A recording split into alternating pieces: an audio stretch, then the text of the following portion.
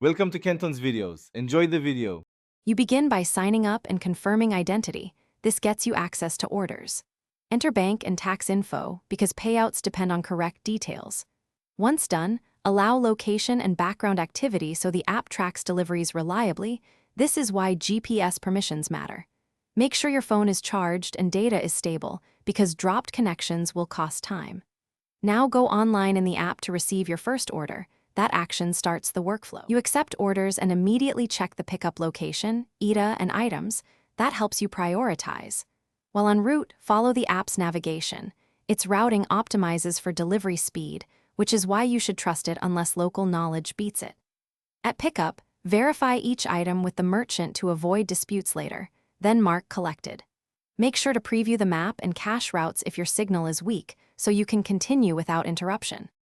You complete the delivery by following drop-off instructions. Hand to the customer, leave at the door, or add a photo as required. Completing the order triggers payment. If items are missing or damaged, report it in app right away and request manager assistance, because timely reports protect your rating and payout. If the app misbehaves, restart it, toggle GPS and mobile data, or use the support chat. These steps usually resolve sync or location issues fast.